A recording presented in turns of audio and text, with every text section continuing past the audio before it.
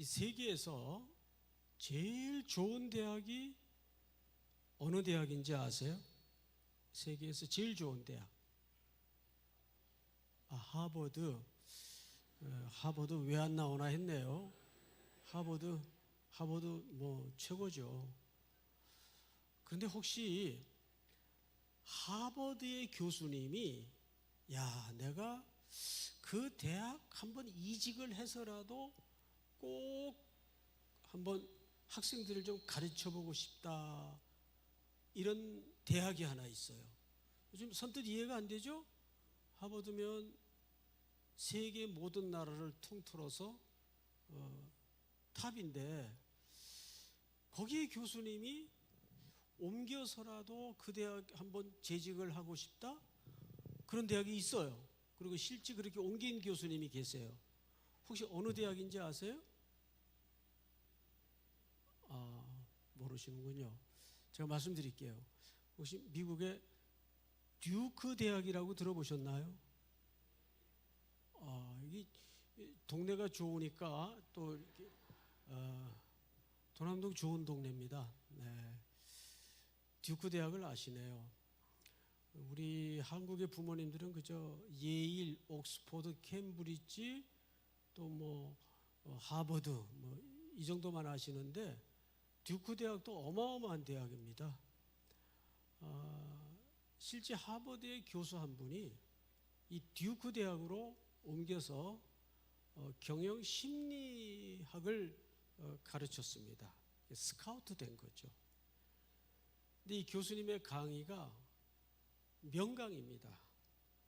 그래서 학교에서 아예 코스를 이 교수님 강의를 들어야 졸업이 되도록 필수 과목을 만들었어요.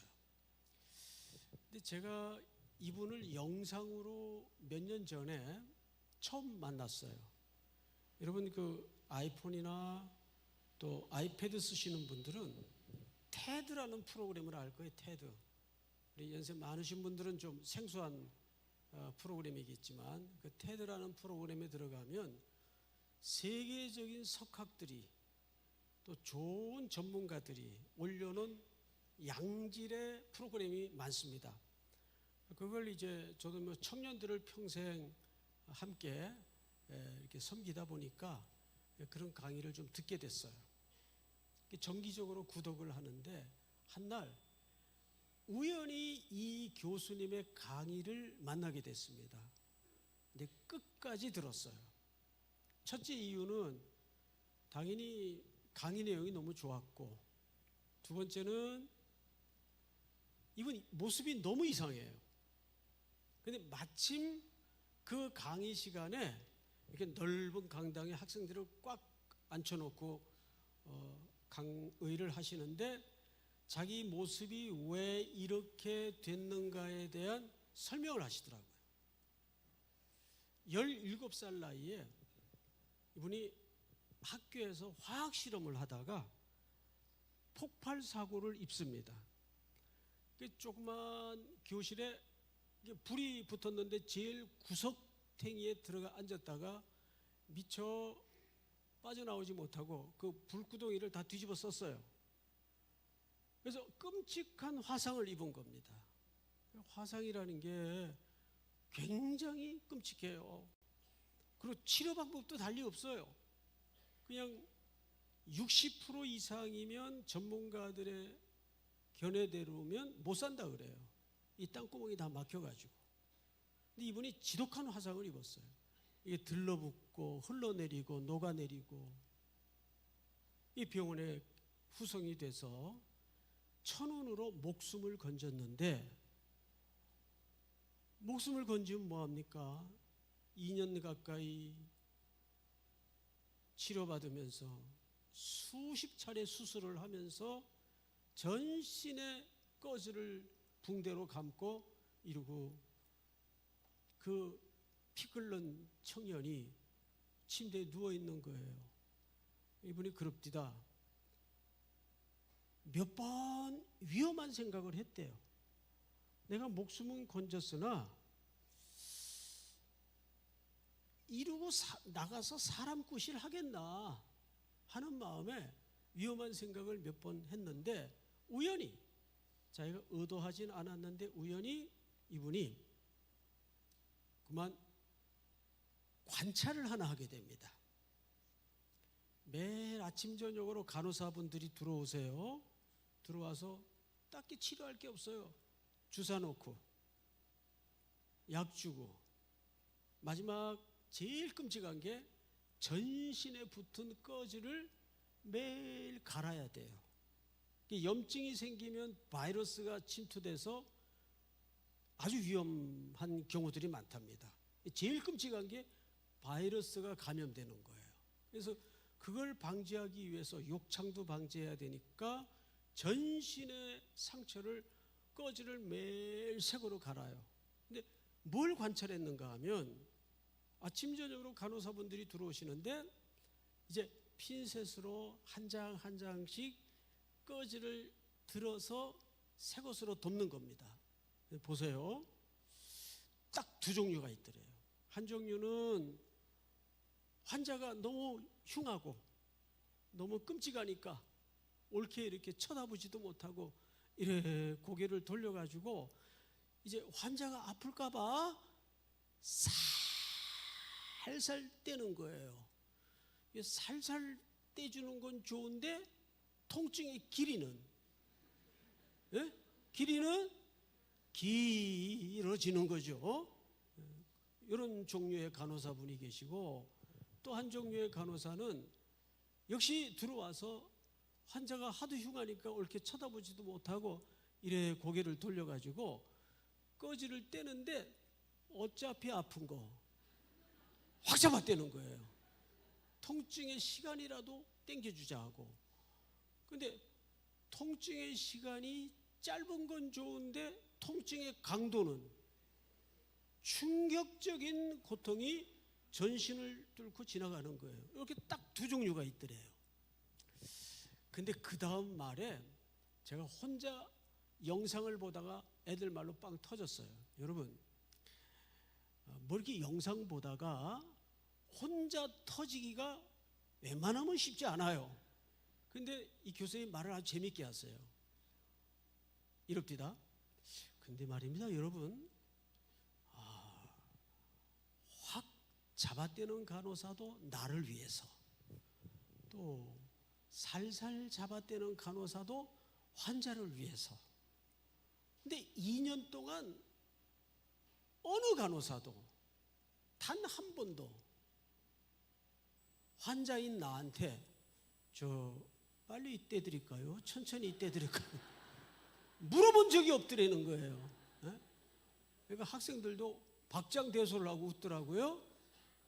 그게 너무 웃기는 거예요, 저는 그게. 자, 그러면 여러분, 웃었죠? 송 목사는 왜 웃었을까요? 예, 우리가 신앙생활을 이렇게 해요. 다 자기 진심으로, 자기 열심으로 해요. 코로나가 막 한창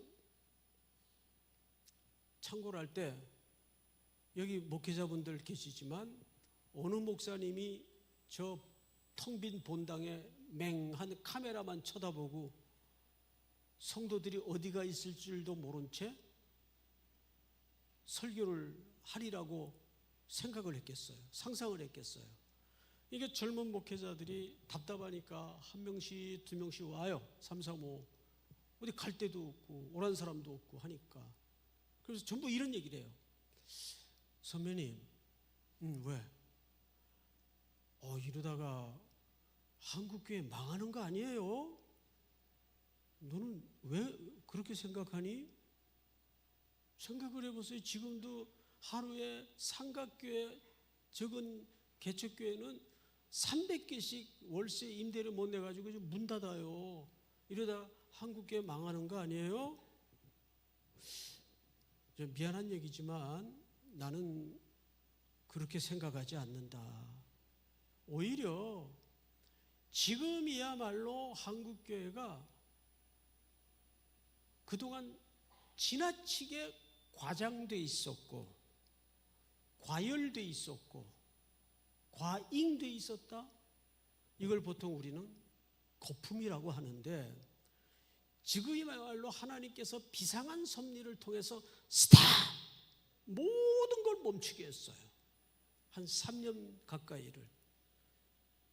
이때야말로 우리가 거품을 뺄 시간이다. 나는 위기라고 생각하지 않는다. 그러니까 한 친구가, 이 아들 같은 친구인데 눈물이 이렇게 거의 떨어질락 말락해요. 목사님 교회는 크니까 그렇게 한가한 소리 하죠. 목사님 아시잖아요. 저 10년 전에 영끌 해가지고 빚 얻어서 있는 돈 없는 돈 다 끌어당겨가지고 겨우 손바닥만한 상가 하나 임대 내가지고 지금 10년 동안 이제 겨우 40-50명 모아서 목회 좀 재미있게 해보려니까 하나님 너무하는 거 아니에요. 그래서 거의 울기 직전이에요. 그래서 이 친구가 뭐라 그러냐 하면, 선배님, 저는 이제 지난 10년 동안 진심으로 목숨 걸고 목회했어요. 막 터지기 직전이에요. 이게 머슴애가 눈물이 그릉그릉거리니까는 짠하기도 하고 꼴보기 싫기도 하고, 그래서 야, 울지 마. 이 목사가 그깟 일 가지고 찔찔 짜고 그러면 너 앞으로 더 험한 일이 가슴앓이가 많을 텐데 너 어떡하려고 그러냐 그랬더니, 아니, 위로받으러 왔는데 야단을 치네요. 그래, 너 이제 말 나온 김에 내가 좀 묻자. 뭐? 진심으로 목숨 걸고 목회했다고? 야, 대한민국에 목숨 안 걸고 목회하는 목사도 있냐? 나도 목숨 걸고 목회해. 나도. 그랬더니 눈물이 쏙 들어가는 것 같아요. 그리고 너 말 잘했다. 진심으로 목회했다고? 물어보자. 야, 베드로가 예수님 지금 우리 죄를 위해서 십자가에 죽으러 올라가시는데 따라가다가 거의 다 와가지고 그것도 길바닥에서 동료들 놓고 뭐라 그랬냐? 선생님, 얘들은 다 주를 버리고 도망가는 한이 있더라도 내 인생에 배반이란 두 글자는 없습니다. 했어 안 했어? 대답해 보세요. 했어요 안 했어요? 했죠? 그러면 그거 위선 떤 거냐, 거짓말한 거냐, 진심으로 얘기한 거냐? 진심으로 얘기했죠. 그래, 그 진심이 뭐 한 달 가대? 하루도 못 갔어요? 여러분, 인간의 진심이라는 게 그래요. 인간의 진심이라는 게 아침 한개와 같아요. 다 주를 버릴지라도 제 인생에 배반이라는 글자는 없습니다. 하루도 못 가서 배반했어요. 그럼 베드로가 그거 거짓부랭이 한 겁니까? 진심으로 한 거예요. 또 하나 물어볼게요. 역사적 신뢰를. 히틀러가 죄 없는 어린아이서부터 노년에 이르기까지 인종 청소한다고 게르만 민족의 부흥을 위해서 가스실에다가 600만 명 이상을 몰아넣었어요. 기억하시죠? 자, 그거 거짓말로 위선 떤 겁니까? 진심으로 한 짓입니까? 그 진심으로 한 짓이에요. 여러분, 진심이라는 것이 얼마나 맹랑한 건가 하면, 웬만한 나쁜 놈은 몇 놈 죽이고 마는데 진심을 가진 놈은 수백만 명을 죽일 수 있다는 거예요. 그 진심이 방향을 잘못 잡으면 괴물이 됩니다. 제가 무슨 얘기를 하려고 그러는지 아세요? 교회 이렇게 다녀보면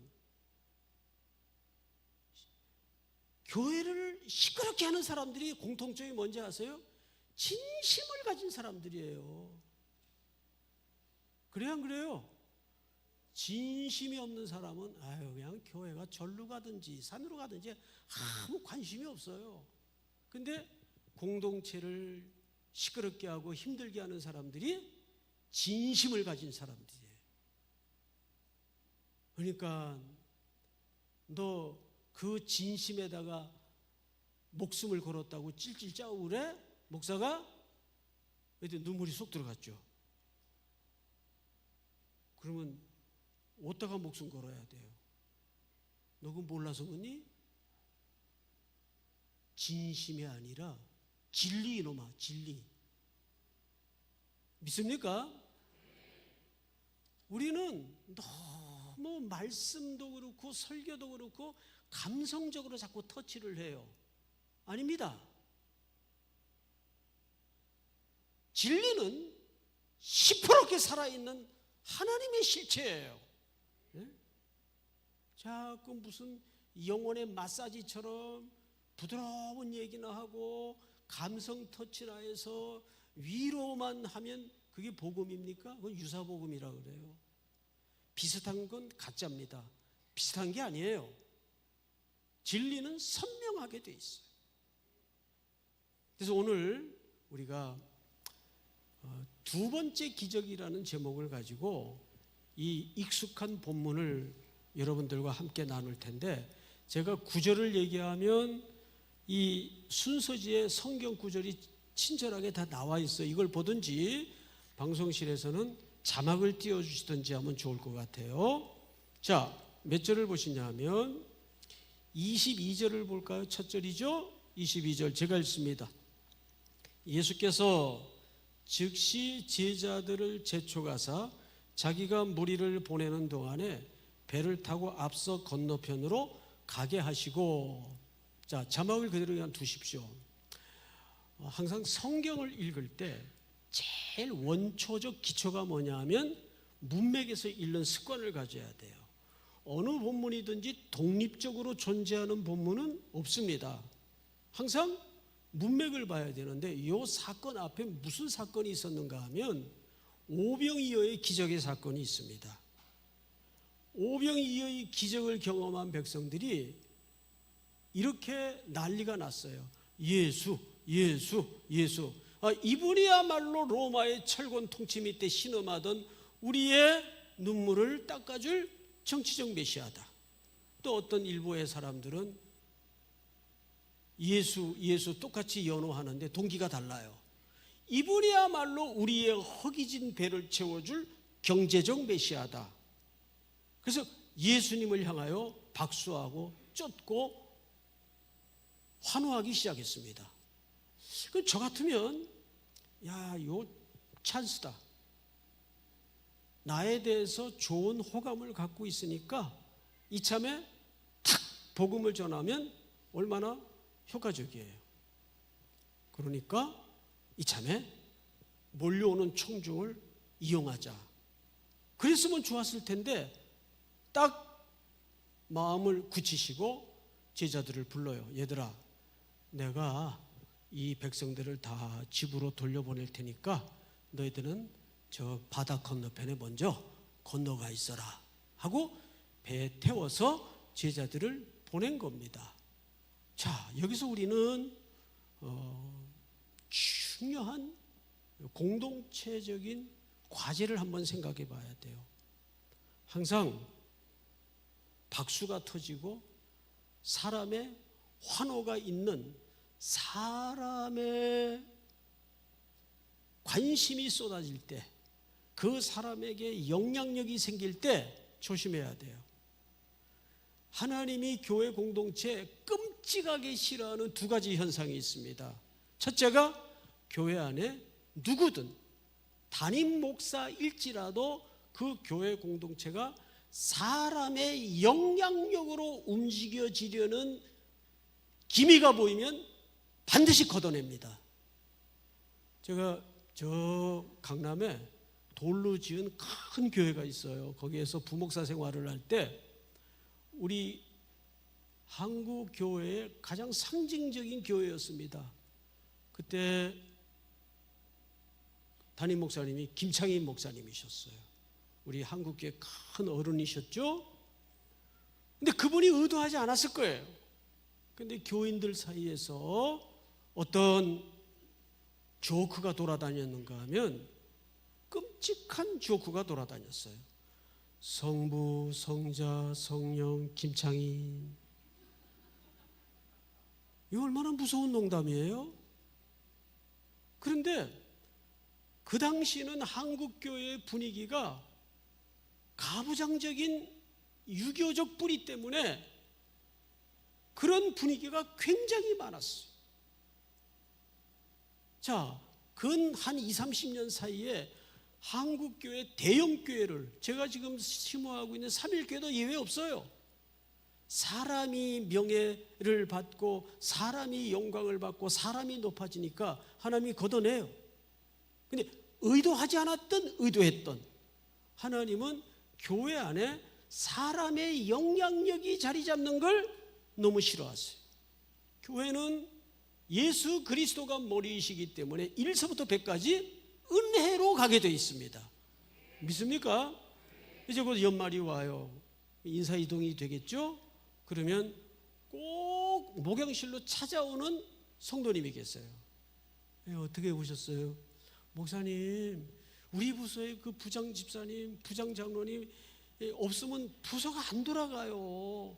더 두셔야 돼요. 그래서 옮기는 겁니다. 자, 다시 여쭤보겠습니다. 교회의 모든 일은 하나님의 은혜로 가게 되어 있습니까? 그 사람의 영향력으로 가게 되어 있습니까? 대답만 그렇게 하지 마시고 진짜 믿습니까? 저희는 교회를 모든 구조를 3년 이상 한 부서에 머물지 못하게 세상 천하의 전문가라도 교회는 전문성을 가지고 하는 거 아닙니다. 하나님의 은혜로 보혈의 공로로 그래야 교회가 제대로 굴러가요. 교회가 좀 비효율적이고 질질 새고 삐그덕거리면 어때요? 그게 뭐 이렇게 대단한 거예요? 그 과정을 통해서 서로 참아주는 연습을 하고 돌아봐주는 훈련을 하고 서로 화해를 이루고 하면서 그리스도의 몸을 만들어가는 거지. 여기 무슨 회사입니까? 교회가? 딱딱딱 효율적으로 결과가 나오는 게 회사예요? 그거 아니거든요. 또 하나의 하나님이 끔찍하게 싫어하는 게 뭔지 아세요? 숫자, 규모, 크기로 일하려는 모든 시도를 싫어하십니다. 이 젊은 분들 가운데 이제 가끔 이런 얘기를 그저 진담 반 농담 삼아 해요. 선배님, 우리 교회가 지금은 한 100여 명밖에 안 모이지만 한 요거 배로 200명만 좀 모이면 선교도 좀 더 할 수 있고 뭣도 좀 더 할 수 있는데 하면서 이렇게 이제 아쉬운 마음을 허심탄회하게 토로할 때가 있어요. 아주 비성경적인 표현입니다. 교회가 규모로 일해요? 수로 일해요? 크기로 일합니까? 아닙니다. 교회는 매 순간마다 하나님 앞에 절절히 주님의 은혜를 구해서 가도록 돼 있는 거예요. 돈이 없어요? 기도하세요. 숫자가 모자라요? 기도하세요. 왜 그 수로 일을 하려고 그래요? 그 수가 우상이에요. 그래서 일찍이 옥하는 목사님은 그렇게 한국교회를 진단했죠. 허수, 허세, 허영, 삼허 현상을 걷어내야 된다. 그것 또한 거품입니다. 저희 교회는 아예 통계난을 다 없애버렸어요. 부임해가지고 빨리 교육자들이 그 숫자 보고하느라고 막 부풀리고 더한 데다 또 숫자를 더하고 그런 거짓을 왜 합니까? 교회가 앞장서서. 그러면 안 돼요. 하나님이 그런 걸 싫어하세요. 예수님이 몰려드는 청중을 찬스가 좋잖아요. 근데 돌려보내요. 왜 그럴까요? 그들의 동기가 지금 잘못되어 있기 때문에. 그런데다가 복음을 전하면 복음이 변질돼요.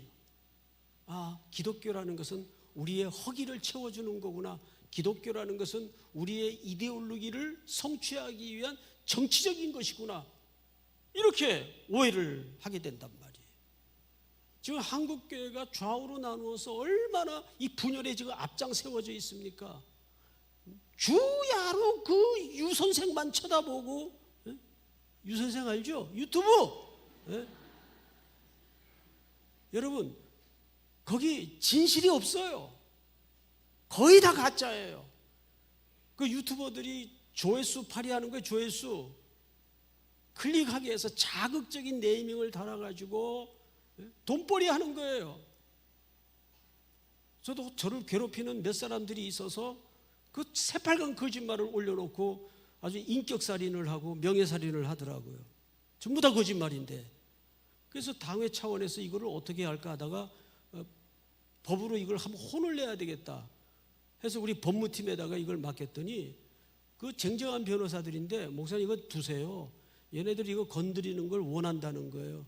이슈화 시켜가지고 조회수 발휘한다는 거예요. 조회수가 많아질수록 돈이 들어오니까 걔들 돈벌이고 뭐하러 시킵니까? 이거 다 쓰레기 같은 것들이니까 지나갈 겁니다. 속은 그냥 끓지만 또 얘기 들어야죠.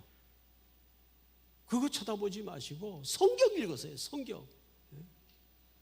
그러니까 요즘은 그거들 누워서 보느라고 불면증에 잠이 안 온다 그러고, 왜 잠이 안 와? 왜? 예? 자, 오늘 첫 번째 본문을 잘 보시면 22절, 예수께서 즉시 제자들을 재촉하사 자기가 무리를 보내는 동안에 배를 타고 앞서 건너편으로 가게 하셨다. 자, 가다가 뭘 만났어요? 그렇죠. 가다가 풍랑을 만나요. 자, 여기 굵은 인생의 깊은 원리가 하나 깔려 있습니다. 참, 이 뱃길은 누가 명하신 뱃길입니까? 예수님이 가라고 명하신 뱃길이에요. 근데 뭘 만나요? 풍랑을 만나요. 누가 예수 믿으면 다 무병장수하고 집사하고 부자 되고, 누가 그런 거짓말을 해요? 예수님은 복음과 함께 고난을 받으라 그랬어요. 그리고 사도들의 표지 중에 하나가 고난을 받는 게 표지였어요. 근데 우리는 경제 부흥 시대와 함께 복음도 그런 식으로 이해를 해왔어요. 그러면 십자가에 내 죄를 대신해서 죽으신 그 예수님을 어떻게 설명할 겁니까? 십자가의 예수님의 죽음을 어떻게 설명할 거예요? 복음이 그런 거라면. 이 뱃길이 제자들이, 야, 우리 저 건너편에 뭐 있냐 가보자, 으쌰으쌰해서 가던 뱃길이 아니에요. 누가 가라고 명하신 뱃길이에요? 예. 저희 교회는 청년들이 아주 많습니다. 그래서 1년에 넉 달을 무조건 선교를 나가야 돼요. 교역자들 다. 저도 지금 나이가 70인데 1년에 넉 달을 다 현장을 따라다녀요. 청년들하고 똑같이. 그렇게 현지를 다니다 보면 설득도 안 되고 이해도 안 되고 해석도 안 되는 끔찍한 고통을 겪고 있는 선교사님들이 너무 많아요.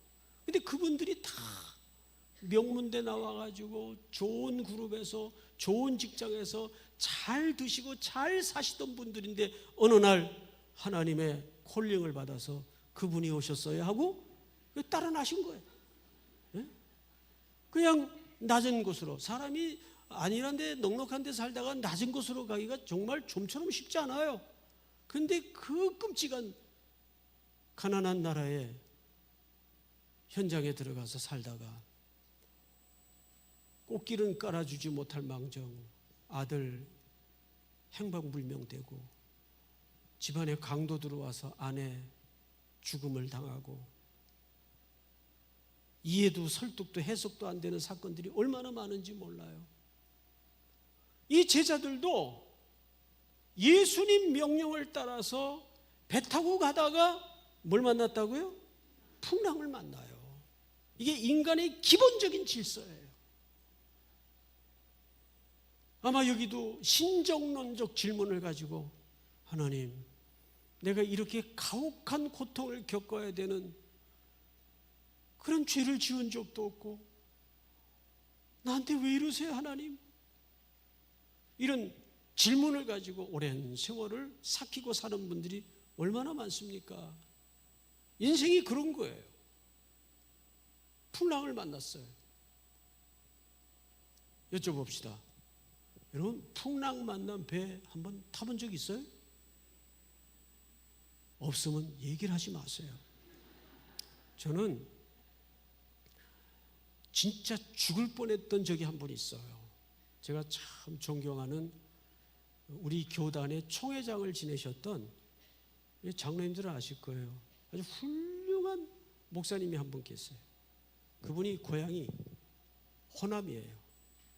근데 그 목사님 아들이 저하고 청신대학교 동기예요. 군대 복학해서 만난 친구예요. 저보다 한두 살 형님이긴 하지만 오랫동안 지금까지 친구로 지내는데, 박요한 목사님이라는 분이 계세요. 얼마 전에 작고하셨는데, 이분은 총회장을 하려고 하신 분이 아니에요. 경상도하고 전라도하고 하도 서로 하겠다고 박터지게 싸우니까 양쪽에서 합의를 한 거예요. 우리 이제 곧 총회도 해야 되는데 이러고 있으면 어떡하냐. 이분이 하겠다 그러면 너희도 양보해라, 우리도 양보할게. 그래서 합의가 돼서 어느 날 가만히 앉아 계시다가 등 떠밀려 총회장 하신 분이에요. 그러니까 이분의 그 존경과 신망과 인품을 아시겠죠. 그리고 총회 그 1년 하는 거예요. 총회장 1년. 그 딱 하고는 뒤도 안 돌아보고 낙향하셔서 이분이 뭘 하시는가 하면 모금을 좀 해가지고 손바닥만한 배를 하나 사셨어요. 구입을 하신 거죠. 선교회에서. 그리고는 그 남해에 가면 여수 앞바다 그쪽 중심으로 정말 보석처럼 뿌려놓은 올망졸망한 많은 섬들이 있어요. 우리 남해 바다가 얼마나 멋있는지 몰라요. 아름다운지 몰라요. 그런데 불행한 것은 그쪽에 섬들의 성도들은 사는데 교회가 없는 무교의 섬이 많아요. 그분들은 그럼 신앙생활을 어떻게 하느냐. 이 배가 월요일 도착하면 그날이 주일이에요. 또 화요일 도착하면 그날이 주일이에요. 그거 주일 성수 어긋나는 거 아닌가? 자, 물어봅시다. 일요일은 누구의 날입니까? 예? 주일날. 그리고 월요일은 누구의 날입니까? 주의 날. 수요일은 누구 날이에요? 에브리데이? 주의 날이죠. 칼빈도 나를 우상시하지 말라 그랬어요. 칼빈도 그의 주석을 보면 그 일을 하고 계시는 거예요. 한번 저한테 전화가 왔어요. 송 목사님, 예 아버님, 시간 좀 한 3일 내지? 예. 그분이 시간 내라 그러면 묻지도 따지지도 않아요. 어디로 갈까요? 전라남도 토말, 해남의 토말이라는 게 그 한자로 땅 끝이라는 말이에요. 글로 좀 내려와. 저는 전라도 쪽을 살아본 적도 없고 가본 적도 없어요. 저는 이제 대구가 제 고향이에요, 사실은. TK예요, TK. 예? 그 이제 뭐 하러 가는지 모르니까 또 어른 만나러 가는데 아무렇게나 입고 갈 수 없어서 또 그때 찍은 사진 보면 가관이 하얀 바바리 코트를 입고 찝잘 타고 내려갔어요. 이제 우리 수행비서 하나 하고. 그때 항구더라고요. 근데 목사님이 아주 햇빛에 그을러가지고 환하게 웃으면서 저를 맞이하세요. 차는 거기다 세워놓고 얼른 이 배 타게 그래요. 목사님 어디 가세요? 그때 마삭도라는 섬에 들어가야 된대요. 마삭도. 그 얘기를 안 하셨어요.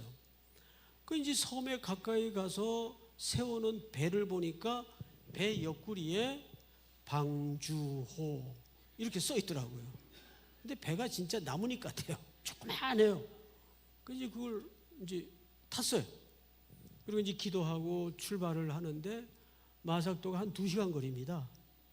근데 처음에는 아주 날도 청명하고 컨디션 좋았어요. 근데 한 10분쯤 항해를 하니까 갑자기 바람이 살랑살랑살랑 불어오더니 세상에 먹장구름이 막 몰려와요. 그때부터 비가 배전을 때리기 시작하는데 그때부터 배가, 그럼 파도가 일 거 아니에요. 지금 바람 불고 비 오니까 파도가 이렇게 쳐요. 이렇게. 그러면 과장 없이 배가 파도 끝에 이렇게 서요.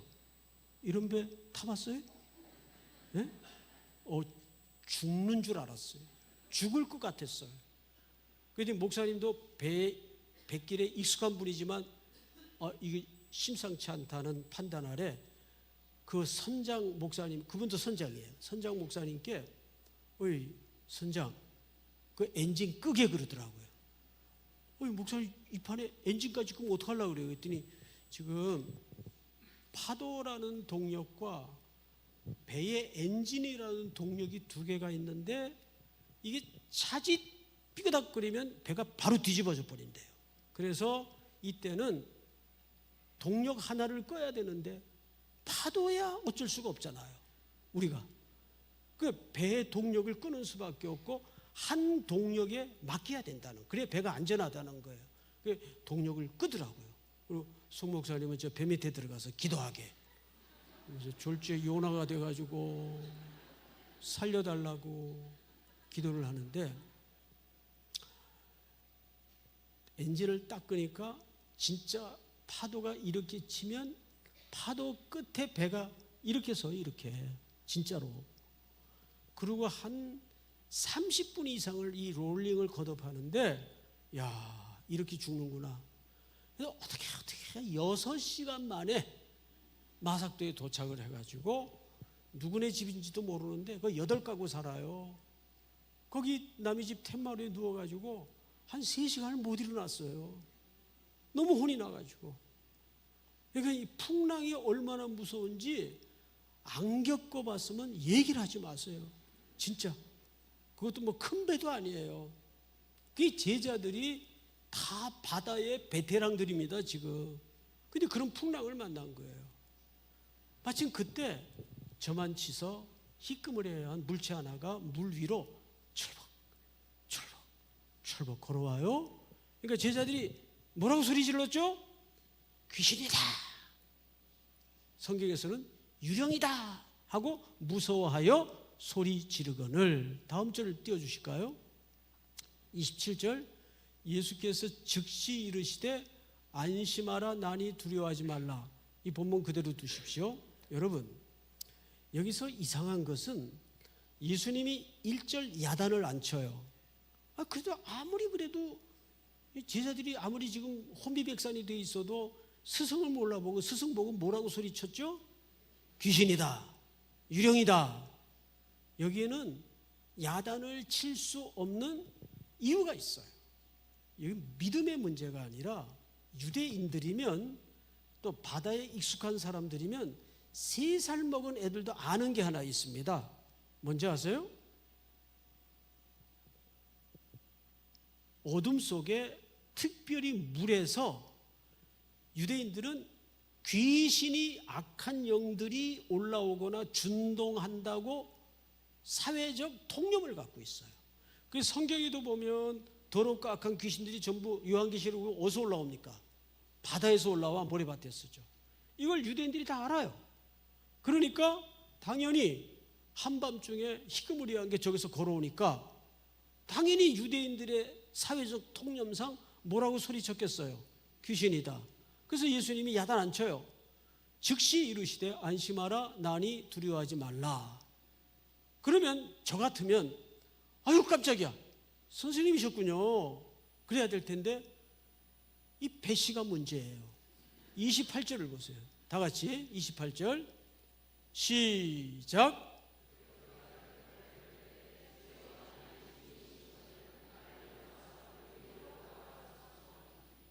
자, 베드로가 정말 주님 맞으면 나를 명해서 물 위로 오라 하소서 하니 항상 예수님은 수준 낮은 제자들의 질문이나 행동에 예수님이 강압적으로 야단을 치거나 꾸짖지 않으세요. 항상 눈높이를 내려주세요. 그러니까 예수님이 그 다음에 뭐라 그랬죠? 29절 오라 하시니 베드로가 배에서 내려 물 위로 걸어서 예수께로 가되. 자, 지금까지는 제가 이 내용을 2D로 설명을 했어요. 그러니까 지금부터는 여러분들이 이해를 돕기 위해서 4D로 설명을 할 테니까 잘 좀 들어보세요. 제가 입체적으로 자 여기가 제자들이 탄 배예요. 풍랑을 만났죠. 그러니까 저쪽에서 희끄무리한 게 걸어와요. 귀신이다. 얘들아 나다. 안심해라. 두려워하지 마라. 그러니까 배씨가 뭐라 그랬다고요? 정말 주님이시면 명에서 나를 물 위로 걸어오라 하소서. 그래서 배에서 내려서 베드로가 물 위로 예수님을 향하여 걸었어요, 안 걸었어요? 걸었어요. 기적이 아니에요. 이거 첫 번째 기적이에요. 걸었어요. 물 위로 걸어보신 분 계세요? 인간이 어떻게 중력의 법칙을 거슬러요? 근데 이쯤, 이 화병이 있는 이쯤 와서 거의 다 와가지고, 자, 29절을 띄워주실까요? 29절. 오라 하시니 베드로가 배에서 내려 물 위로 걸어서 예수께로 가되. 30절 돌려주세요. 자, 제가 읽을게요. 바람을 보고입니까? 바람이 불물옵니까? 자, 헬라어 문법을 보면 정확하게 바람을 보고입니다. 이게 무슨 얘기냐 하면 저 배에서 내려 여기까지 걸어오는 어간에도 바람은 불고 있었다는 얘기입니까? 여기서 갑자기 불었다는 얘기입니까? 불고 있었다는 얘기예요. 그래서 바람을 보고입니다. 정확하게 시제가. 자, 그런데 무서워 빠져가는지라 소리질러 이르되 주여 나를 구원하소서 하니. 31절 돌려주실까요? 31절. 예수께서 즉시 손을 내밀어 그를 붙잡으시며 이르시되. 여기서 꾸짖어요. 어느 부분을 꾸짖습니까? 믿음이 작은 자여 왜 의심하였느냐 하시고 빠져가던 베드로를 잡아챕니다. 물에서 건져냅니다. 32절. 배에 함께 오름에 바람이 그치는지라. 자, 문장에서는 문장으로 쓰지 않은 동작 하나가 감추어져 있어요. 뭐가 감춰져 있죠? 베드로는 물 위를 2번 걸었습니다. 그렇죠? 자, 빠진 자리에서 성경을 보니까 배에 함께 올랐다 돼 있어요. 그러면 저 배와 베드로가 빠졌던 자리와 붙어 있을까요? 간격이 떨어져 있을까요? 그렇지. 왜? 걸어왔으니까. 그죠? 맞죠? 자, 빠진 자리에서 배에 함께 오름에 이렇게 돼 있어요. 그러면 빠진 자리에서 저 배까지 걸어갔다는 얘기예요. 맞죠? 자, 질문. 근데 두 번째는 빠졌나요? 안 빠졌나요? 왜 안 빠졌을까요? 근데 그렇게 대답할 줄 알았어요. 틀렸다는 말은 아닌데 오늘 이 본문이 의도한 대답이 아니에요. 당연히 주님과 함께 하셨죠. 근데 뭐 주님 갖다 대면 다 답이 돼요? 주님과 함께 하셨죠. 아, 그러면 두 번째 걸을 때는 바람이 안 불었나? 자, 성경을 보세요. 바람은 언제 그쳐요? 배에 오르고 나서야 바람이 그쳐요. 그러면 여기 두 번째 걸을 때도 바람은 불고 있었어요? 안 불고 있었어요? 불고 있었어요. 아까 여기서 참 왜 빠졌죠? 바람 때문에 빠졌어요. 그럼 상황이 바뀐 게 있어요? 없어요? 컨디션 똑같아요. 상황은 똑같아요. 걸어올 때도 바람은 불었고 두 번째 배까지 올라탈 때도 바람은 불고 있었어요. 맞죠? 아, 그래서 오늘 제목이 두 번째 기적이구나. 두 번째 걸은 게 두 번째 기적이구나. 아니요. 예수님이 여기서 지적한 요소가 뭡니까? 믿음이 작은 자요? 왜? 의심하였느냐. 이 지점입니다. 그래서 우리가 이해하는 믿음은 컨빅션이에요. 확신. 근데 그걸 성경은 믿음이라고 하지 않습니다. 과연 예수님이 여기서 오늘 이 사랑하는 교우들에게 드러내고자 하는 두 번째 기적의 의미가 뭔지를 우리가 본문을 통해서 깨달아야 돼요. 자, 다시 설명을 드릴게요. 30절을 돌려주세요. 30절. 본문을 잘 보세요. 바람을 보고 무서워 빠져가는지라 소리질러 이르되, 따라서 합니다. 주여 나를 구원하소서. 그러면 본문을 그대로 두십시오. 베드로가 여기서 빠질 때 주여 나를 구원하소서라는 말은 어떻게 터져 나왔을까요? 빠질 때 이건 뭐라고 소리 질러야 쪽 안 팔릴까? 에? 망설이고 고려했을까요? 저 비명은 외마디 절규예요. 저거 생각하고 고려해서 나온 비명일까요? 저거 어떻게 터졌어요? 뭐라고요? 따라서 합니다. 나도 모르게. 이게 굉장히 중요한 요소예요. 나도 모르게. 그게 무슨 얘기냐면 피조물인 우리가 창조주 하나님 앞에 진짜 회복해야 될 지점이 뭔지 아세요? 바로 이 지점이에요. 어떤 상황 속에서도, 어떤 경우 속에서도 아버지 나 좀 살려주세요. 근데 이 비명 나올 때 뭐라고 모양새를 갖춰야 창피하지 않을까? 가능해요? 지금 죽어 들어가는데. 제가 수십 년이 지났어도 잊지 못하는 전화 한 통이 있어요. 여러분, 제가 유학을 가가지고 공부에 은사도 없는데 제가 유학을 갔어요. 추행교회에서 보내줘가지고. 근데 안 들리는 영어를 하루 종일 듣고 있는 게 얼마나 힘든 일인지 아세요? 그럼 집에 오면은 거의 죽어요. 기절해요, 기절. 하루 종일 그 영어를 듣고 앉았으니까. 숙제가 뭔지도 모르고 그냥 오는 거예요. 한참 골아 떨어져서 자고 있는데 새벽 2시예요. 전화벨 소리가 울려요. 그때 뭐 스마트폰도 없을 때니까. 근데 여러분, 미국에서 새벽 2시에 전화 오는 거는 두 가지예요. 에머전시 이거나 한국에서 누가 계산 잘못해가지고 그냥 아무 때나 전화하는 거. 이 두 가지 경우 외에는 없어요. 2시에 전화가 오니까 얼마나 놀래요. 얼른 받았죠. 헬로. 그러니까 문맥도 없이 전화 속에서 50대 초중반의 여자 목소리인데, 목사님 지금 주무실 때예요. 그럼 새벽 2시에 자지. 그래서 내가 어이가 없어가지고 누구예요? 누구세요? 그랬더니 아이고 목사님 제가 지금 정신이 나갔어요. 죄송해요 저 아무개 군사예요. 충행교회 제가 담당했던 교구에 아주 기도 제목을 늘 평소에 나누고 저한테도 잘해주시고 섬겼던 권사님이에요. 아들이 지금 사경을 헤매고 있어요. 그분 누굽니까? 그 아들의 엄마잖아요. 엄마니까 지금 유학 간 우리 송 목사님 지금 몇 시일까? 뭐하고 계실까? 그거 고려돼요? 그냥 전화 수학이 든 거예요. 거기가 몇 시인지, 송 목사가 뭘 하는지. 전화를 걸어서 목사님 지금 주무실 때예요. 그래서 사정 얘기를 듣고 너무 마음이 아파서 침대에 앉은 채로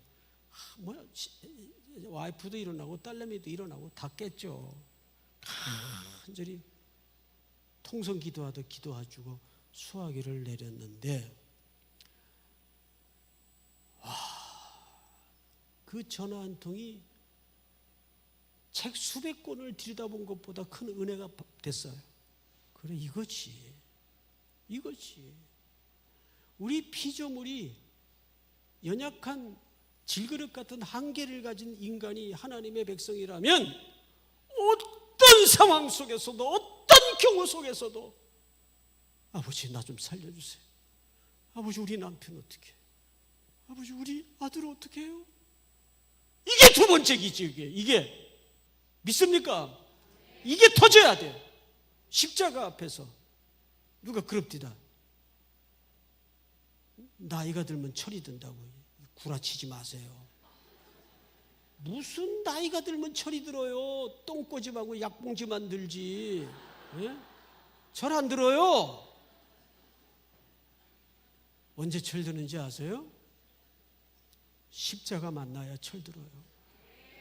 오 하나님, 내가 주님의 공로 없이는 1분 1초도 숨도 쉴 수 없는 쇳덩어리입니다. 이거 만나야 그때 첫걸음 떼는 겁니다. 종교적 크리스찬들 많아요. 한국교회에 무늬만 노미널 크리스찬들이 많아요. 명분만 예수 믿는 사람이에요. 두 번째 기적이 뭐라고요? 주여 나를 구원하소서. 믿습니까?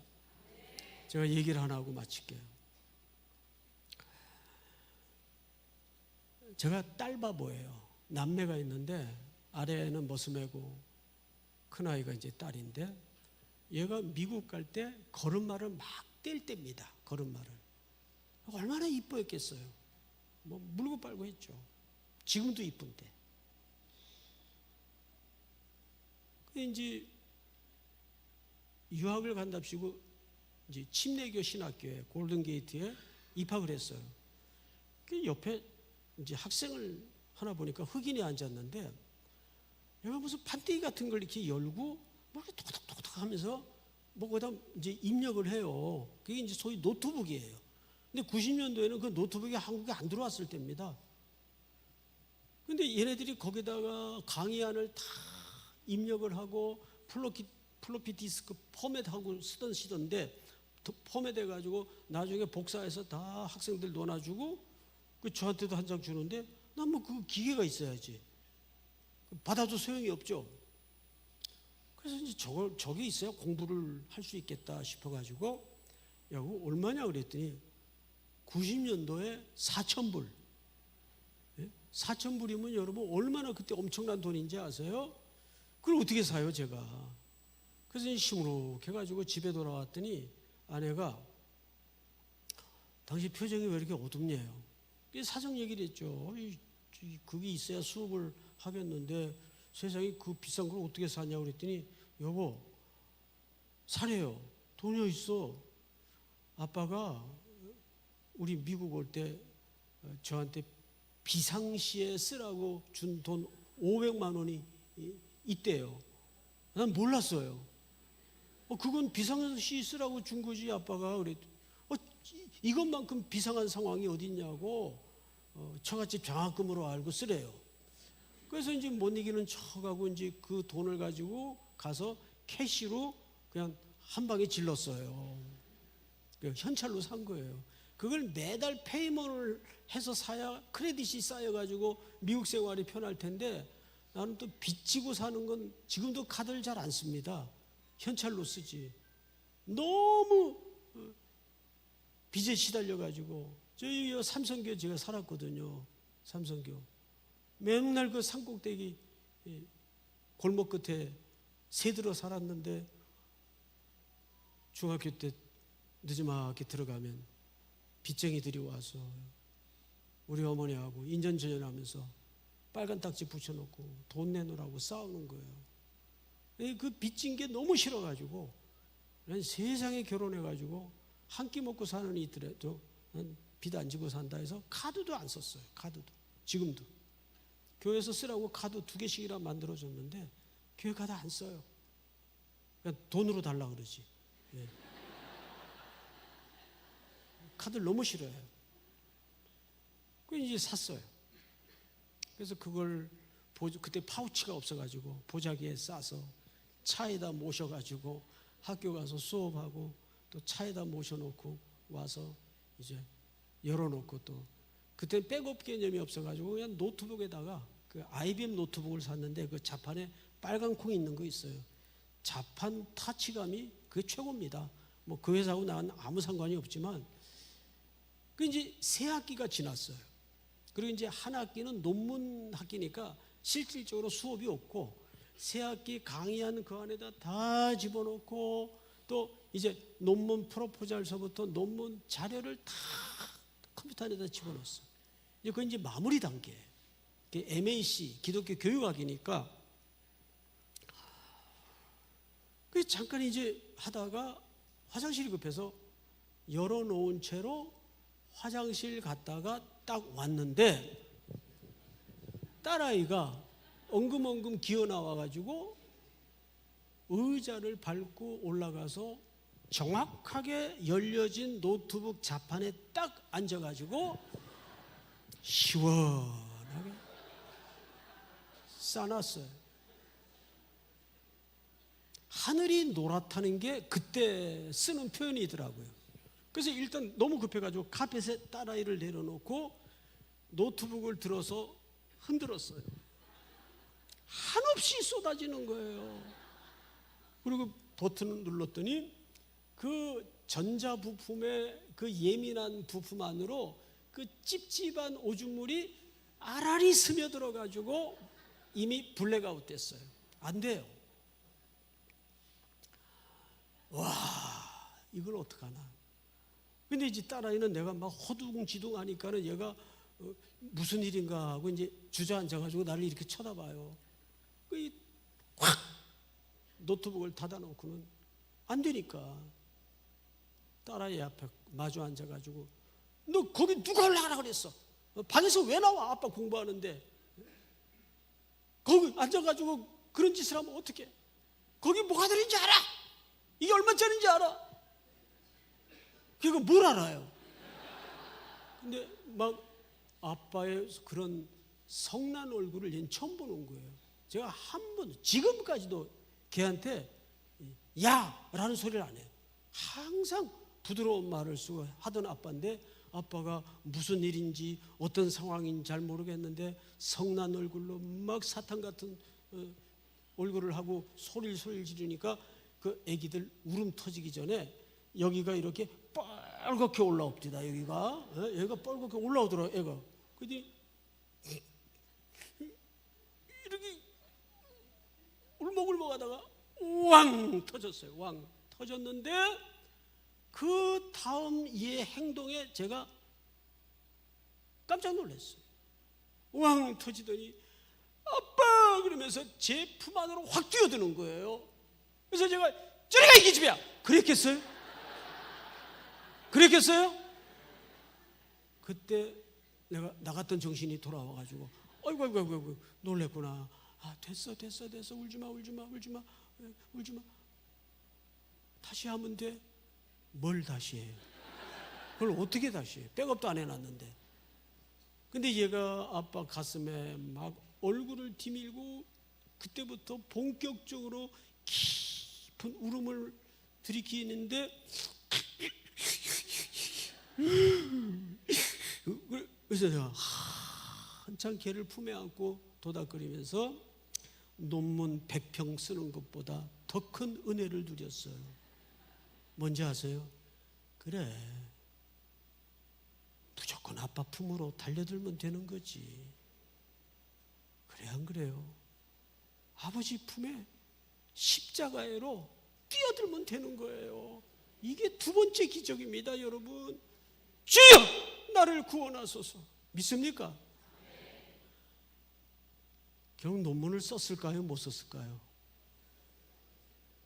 어떻게 알았어요? 못 쓴 거.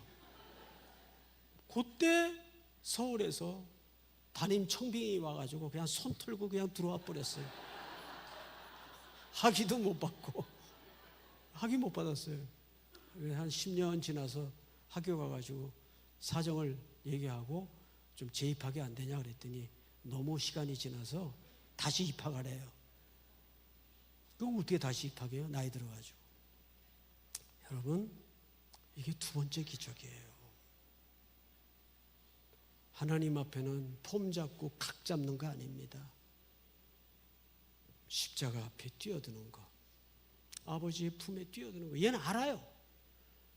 이게 무슨 사태인지 무슨 일인지 모르겠는데 아빠가 절대 자기를 내치지 않는다는 걸 어떻게 알까요?